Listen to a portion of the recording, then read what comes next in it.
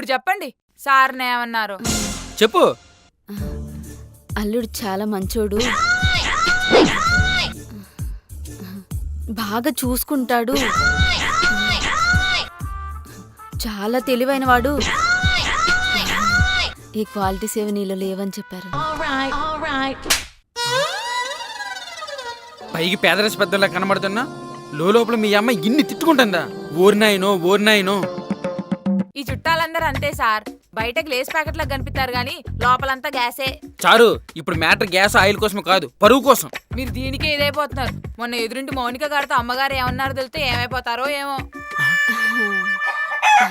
ఏమన్నావు చెప్పు. పాలకోవాలా నేనున్నా, కొవ్వెక్కిన బరిలా తను ఉండకపోతే నేను ఉండలేనని చెప్పాను.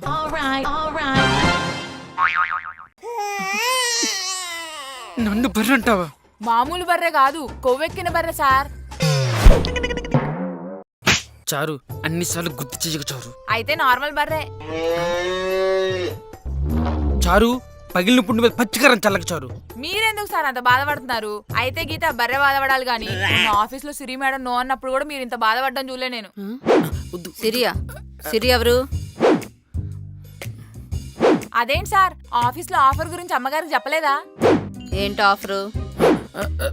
అంటే ఆఫర్ లెటర్ ఎక్స్ప్లెయిన్ చేయమంటే చేశానంతే.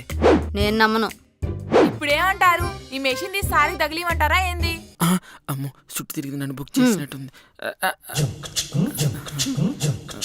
ఇప్పుడు చెప్పు, ఏంటి ఆఫరు? అది అది చెప్పాను కదా, ఆఫర్ లెటర్లో డౌట్స్ అంటే ఎక్స్ప్లెయిన్ చేశానండి.